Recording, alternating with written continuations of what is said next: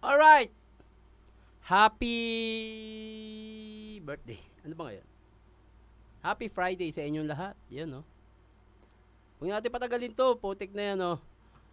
May na-upload. Ina-upload, ayan, no? Uploading na yung paano ako pumayat. Actually, mapapanood yun na yun bago to.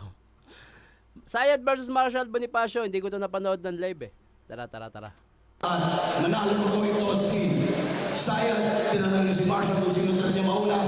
Sabi niya ngayon sino naman daw. Sabi ni Sayad, sige, siya na daw mauna. Tigdalawang minuto dapat. Pakinggan natin. Unang banat. 7 sa 15 Game. Sinong unang makakalimot?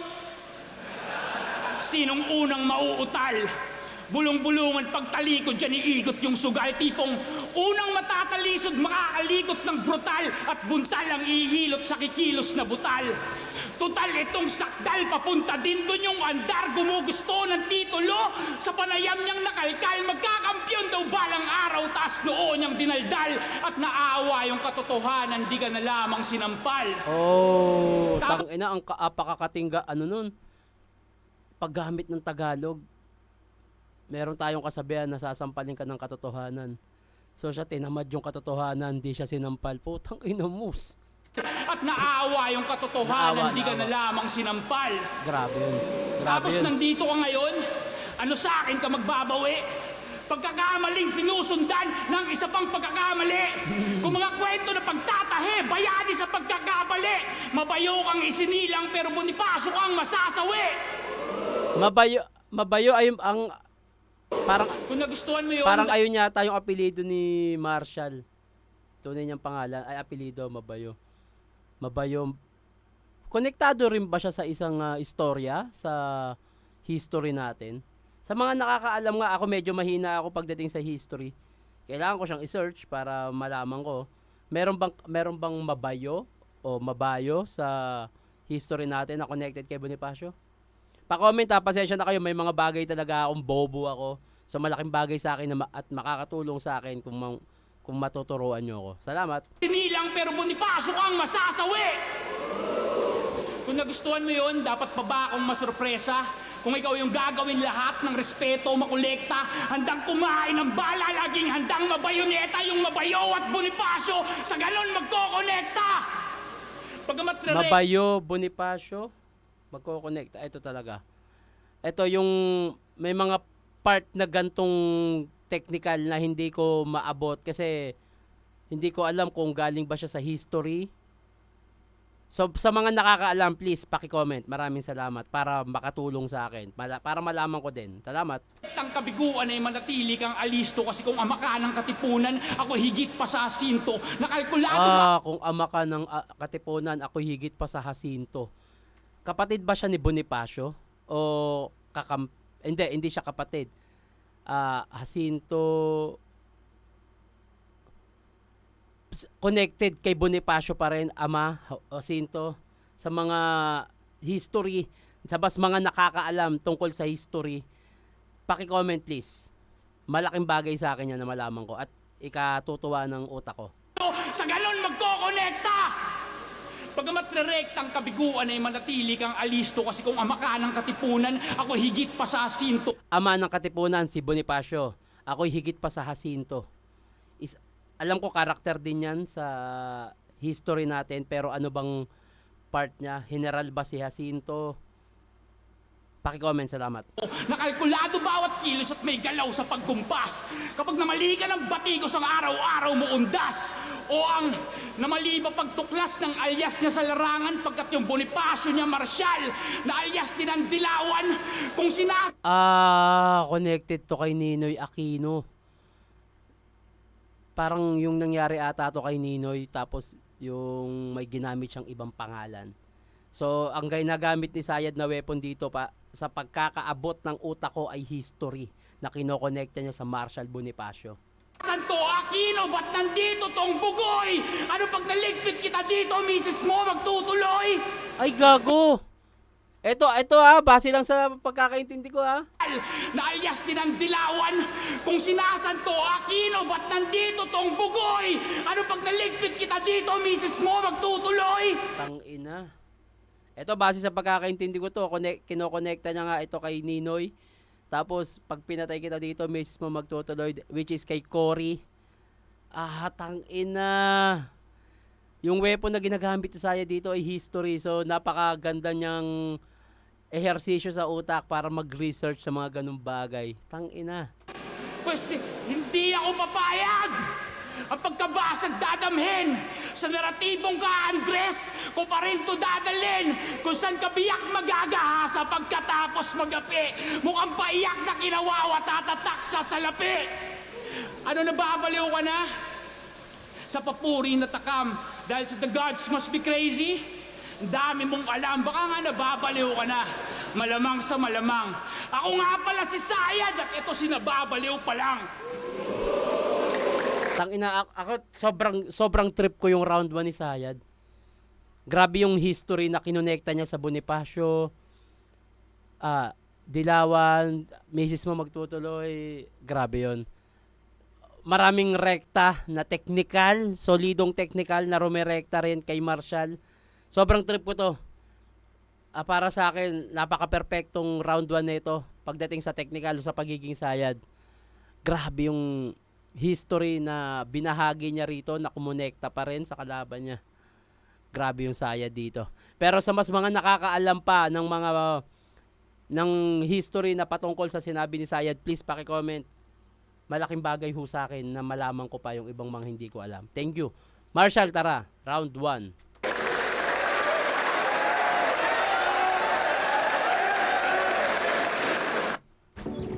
Ano yan? Valorant. Arrogant. Flip top game! Game! Purong Tagalog man o Taglish yung dala niyang pabibo. Yung dala ko naman tsak tatagos sa kahit saang igo. Di ba parang bakla lang yan, nag-aalter pa siya dito? Ngayon si Sayad ay mapapaslang na para bang Carlito.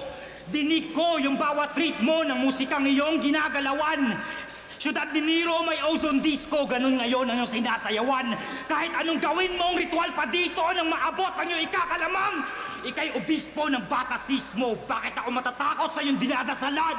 Kasi your Tangina. gods must be great. Opispo ng batasismo. Call out na naman to kay Batas Anong gawin mong ritual pa dito nang maabot ang iyong ikakalamang? Ika'y obispo ng batasismo, bakit ako matatakot sa iyong dinadasalan? Kasi nga gods must be crazy! Ayun sumakto kayong linya. Baka Panginoong may Sayad ilustrado na pakita. Mauulit kasaysayan walang bago sa balita. Ang ilustrado mangangayaw sa Bonifacio opensiba. So ano pa rin, history bars pa rin to. Bagsak daw yung karera ko, babang baba, amigo. Lagpas rock bottom, ito, impyerno, fuck! Ang ganda pala dito. Oh, tangina. Parang harang, patawa-tawang, tapang-tapangan na maligno. Pinagalit sa komedyante na nababakla kay Sinyo. Oh. Nag-call out nung sinagot, akala natin mangyayari din. Pero yung hayop sa galing biglang ng maskara. Yung hayop sa galing biglang nagmaskara. Natakot niya tanghantingin. Pa-costume ka pa, bitch. Baliw-baliwan pa yung marketing. Takot pa lang masibak ng Joker. Pa-virgin ka pa, Harley Quinn. Inisip mo bang komedyante mga seryoso para sa mga binubuo mong obra? Inisip mo bang mas laugh trip ako kay Sinyo nang inspirado ang kumontra? Pues eto, stand up laban sa heckler. All the smoke sa pagkumpronta. Yung napili mong komedyante, yun pang malakas bumomba. Parang banat na may halaman yung halak hakay apaw. Pagbaksa ka, hagalpakan, papalakpak ang tough crowd. Eto na yung punchline, Barry. Ha, ha, you will laugh loud. Ano ang joke na pampatulog sa may katok? Eh di knock-knock, you the fuck out! Oh, Kung fuck. di ka natawa- Tangina, ang katinong hayop na yun. Ha, ha, you will laugh loud. Ano ang joke na pampatulog sa may katok? Eh di knock-knock, you the fuck out! Knock-knock yun the fuck Kung di ka out. natawa, ayos lang. Reaksyon mo nararapat. Sa utak mo walang problema. Bakit nga naman tatawa kung nambabalda ang benga? Kung masakit yan, hindi sa tawa, kundi tama sa bodega. Masakit pa nga, hindi sa haha. Suntok na kumonekta. Fuck. Tangina. Tangina, Sa lakas ng hardcore impact, nun. alog ang utak habang pumapatak ang tears. Na-realize mong di ako komedyante at pabagsak na yung karir. Hindi ako si Sinyo, pero what the fuck, I am here! Wala ka most viewed, meron kang Battle of the Year! Oh. Grabe yung ano, kung nasubaybayan yung si Marshall sa mga underground league. Grabe yung mga battle niya doon. Kahit ito, grabe yung round 1 niya dito, pero ako mas natripan ko talaga yung technicalities tsaka history na kinonekta ni Sayad sa round 1.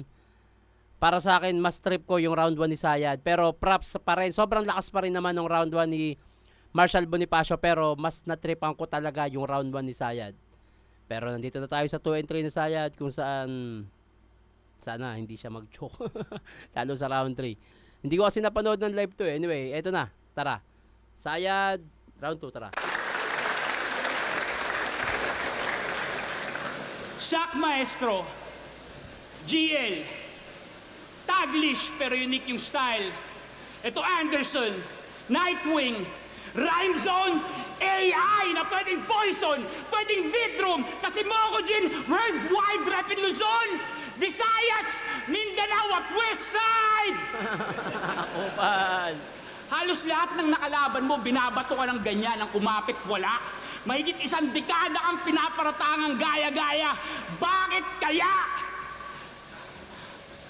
Bakit kaya? Yun na. Tapos, Yun lang. patuloy lang patay mali siya sa linalaban niyang karera, sumalangit nawa. Pes punuan na yung liga at mabigat yung mga sakay, kaya anong sabit, baba! Batch 2015, sobrang solido at pulido sa halos lahat ng elements. Pinagsigawan niya sa mga baguhan, yun daw ang kanyang rin-represent. At ikaw lang ang nagmalaki niyan, ano para sa husay mo may evidence? Tamang apply kang heavyweight, tapos yung mga kasabayan mo re-reference? Marshall nakabatch ni Mot, ni J Black, ni Six Trep, ni Envy. Marshall nakabatch ni Marco, ni Litgram, ni Topper at ni Cripply. Marshall nakabatch ni J-King, ni Sur, ni EJ, ni Lance. Marshall nakabatch ni Emer, nakasabayan din ni Tats. Ang haba ng setup, walang suntok. Yung momentum pa-decline. Ang gusto ko lang sabihin sa putang ina mo, mas magaling sa'yo si Prince Rhyme. Gago. Kaya all this time na nagpapakilala ang fantastic ay nakilalang ignoranting umaabante pa atras. Napawang katotohanan pagkat polusyon ng iyong hangin, hangad maging dakila at naalila sa hangarin, pagkukulang hahanapin, pag lumutang pasayarin, umaasal dominante tong may mababang antas. Itsura binabago para magmukha ng gagalangin, kaso ako'y hindi na makatao kung ikay hindi na nagkakanin. Ang mga barahay markado kahit paano balasahin, mananatili kang miserable sa magkakaibang landas. Ano, nababaliw ka na? Sa papuri na takam? O dahil sa the gods must be crazy, ang dami mong alam. Baka nga nababaliw ka na. Naulit. Malamang sa malamang. Ako nga pala si Sayad at ito si nababaliw pa lang. Shit. Mas trip na trip ko pa rin yung round 1 ni Sayad, which is kumukonekta talaga siya sa pagiging Marshall Bonifacio Award. Pero bago natin husgahan yan, Marshall Bonifacio round 2, pakinggan natin. Nga pala si Sayad at ito si May naulit siyang linya dito, parang gusto niya maging quotable yun para sa battle na to. nababaliw pa lang. Ako sinababaliw talaga pa lang. Kala mo maalam sa agham. Tang inang yan, banu kayo sa batch 1. Gago. Tang inang to, lahat na lang pinapahid. Tang ina mo, batch mo si Balakid. Ay, gago, may rebat ng ganun, oh. Have you ever wondered why Barry is so graphic in a verse? Idol niya si Edgar Allan Poe at H.P. Lovecraft. Classic with the words. Naglalaro ng Magic tsaka Starcraft, ginagamit niya ay Zerg. Come to think about it, ako pa lang magsasabi sa'yo ng tang-ina mo, nerd! Dungeons and Dragons sa araw-araw ang kasama, mga neighbor. Yung combo root sa Tekken, nakasulat pa sa paper. Sobrang nerdo mo, wala kang alam tungkol sa Lakers. Gago. Sa sobrang nerdo mo, ikaw second favorite MC ng mga Glazers. Gago. Kaya ka lang naging brutal, nagsakampo, mabilong ka. At kaya ka nagkarlito ng pagka-nerdo, maipronta. Ramdam ko ng weirdo ka simula nung unang naging tropa. Pag sa barracks, nagbabaraha, naglalapag ka ng Exodia. Kupal. Si Sayad, hari ng lalim, dapat may trono sa Atlantis. Si Carlito, nang susuplex, pero combo lang ni Zangief. Si Sayad, pangkatipunan, tunog bolo at saka karit. Si Carlito, putang ina, yung taga-katips. Tarantado. Requirements. Mentos muna! Hanggang salita lang talaga yung mga quotables at great lines. Ang bobo mo umanggulo, ang boplax mo mag-frame by. Foreign concepts daw si Lucas pero obra mo the same type. Nagmask na parang Dark Knight and all I saw was daylight. Ano? Mali yung comparison. Doubtful ba yung info? Firebird ng Russia, ibong Adarna, ganun kalawsi yung scheme mo. Alam kong di ka nang gagaya, pero pang ground lang to ng ego. Support ka pa, Simon, sabi ng Count of Monte Cristo.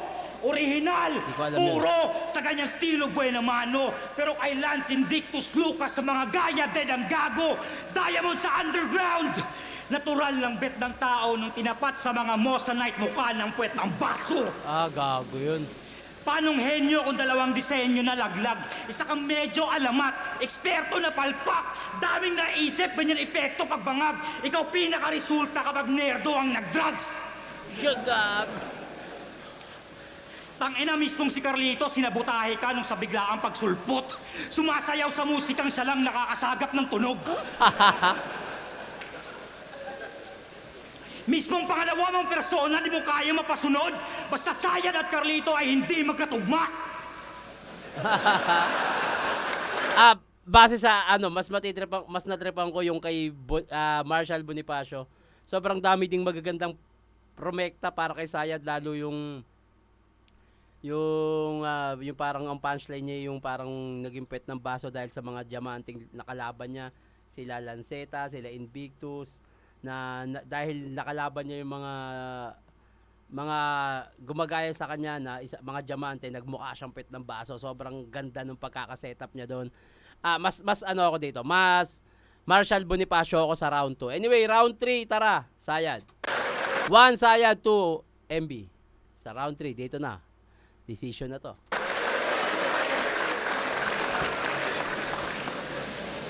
Sumuko siya sa sariling angas kaya may luha yung tahol, nangangapital sa pagpapaawa para makakuha ng pabor.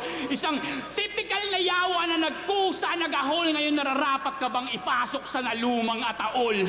Yan yung tanong sa aking isip kasi magulo ang naging tema. Nagpatalon-talon siya ng isla ng makababad sa eksena. Ilinaban yung kultura at linaanan ng pasensya. Ngayon pamilyado na si Joel, may binubuhay na hilera. Obligado ng pumayod at pagod sa eksistensya.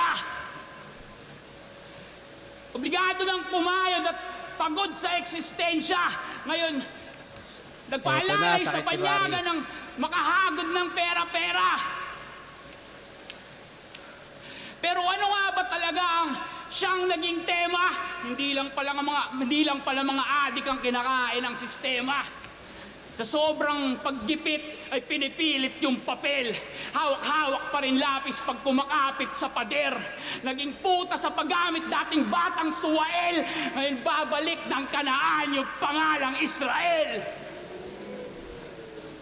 Ngayon maglalabas siyang album. Nananawagan ng suporta. Baka makalaya sa pagkagapos kapag yung musika bumomba. Pero sana lang Tagalog nang di masayang makulog. Kasi pag nagra-rap ka sa Bisaya, dayang-dayang yung tunog. Gago. Pero kahit palubog o wala kang madagdag, masyado kong galante para kay hanapan ng ambag. Mahuhulasan sa matsyag at may katotohanan sa bansag. Umilang taon siya sa Luzon, naging Bisayang pinagpag. At kung may hinayang sa bagsak, sa kasawian ika'y haligi. Diamanteng hindi hinukay at naumay sa sarili. Kahit wala kang husay sa larangan na napili, ikaw yung patunay na kahit di tunay ay pwedeng manatili. Kaya hindi ka na mababaliw, pero hindi ka na rin titino. Hindi ka na seseryoso, hindi ka na magbibiro, hindi ka na magpapatuloy at hindi na hihinto, hindi ka na matatahimik at hindi nakikibo.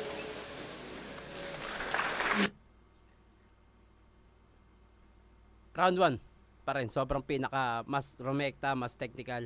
Actually, mas gusto ko siyang pakinggan nung nakayuko ako para mas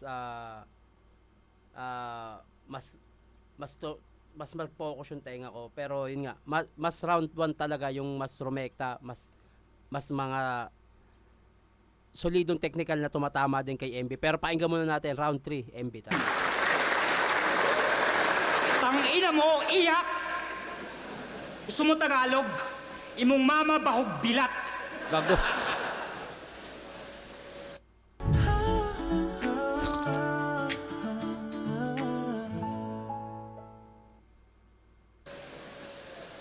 Kansilado pagkatao parang breach yung birth. Mamahalin mo kalikasan, I'll make you kiss the earth. Total wala pa nga yung amo, I'll kill you first. Yung linya-linya mong kolabo magiging tribute shirt, aakyatin ng bundok. Aasintahin ng tuktok. Sa oportunidad, busog pero sa resulta ay naging dayok-dok. Mapipinsala ka sa sulat, dadamahin mo bugok. Aasinan ko pa yung sugat ng asin tibuok. Go bananas, I'll go apeshit, pambisaya na konteksto. Walang pake kung may ungguyan, tol, si baka na diretso. Pagkasayan isigaw, pakilala mong imbento. DDS na proud ng niyayabang mo depekto. Dinamay mo, tatay ni J. King. Ganyan ka ka-lyrical, pre. Nung dinamay ni Vitrum si Lil Jan para ka maghihigante. Excuse mo, meron kang sayad ng pagtingin malanse. Hindi yan mental health issue, tawag dyan pag-iinarte. Gago. Nakilalang rich sa mga linya nung nagipit damay pamilya. Napi-flip daw kanyang diwa, panlihis niya na babisa. Parang flick lang ba na split at nasa clip ay siya ang bida. Sa malagim na pinakita, that wasn't me, that was Patricia. Sino yun? Gipit! That wasn't me, that was Patricia! That wasn't me, that was Patricia! Nako. Kaswal na binabali, mga linyang nabuo. Walang paninindigan, babalian ng buto. The raid no insanity plea. I'm a be above the law. Ipapasa kamay ko ang batas, sasakalin ko amo mo. Gago. Mainit na mainit si Marshall kay Batas ah. Call out agad. Taga Mindanao to, gago, di mo to kaya na mamain. Inubos ni Fukuda buong ilustrado, mas malakas batas sa amin. Panginoon, pasensya na sa agresibong panalangin. Magyabang ka lang ng chongkay dyan, pag uwi mo, tatamaan ka sa akin. Ay, gago! Ano kaya reaction ni Batas dito? Di niya alam ganito na ako kalakas, tulog ang gago. Handa sa laban ng marahas, hurumintado. Panguling makakalagpas, guho na nga to. Wala na yung daang palabas, bugbog sarado. Karangalang mapahiga sa dalamong kabaong kung di gagana mga strategies. Kaso ako'y aral na di mo kayang maisahan kasi di naman to artifice. Ako'y Mario de los Reyes, nagdidirect at nasa dulo ng ating script. Pasok sa kabaong magnifiko, tapos itong masterpiece. Sobrang linaw nun. 2 and 3. Marshall Bonifacio ako dito. Sinong nanalo dito?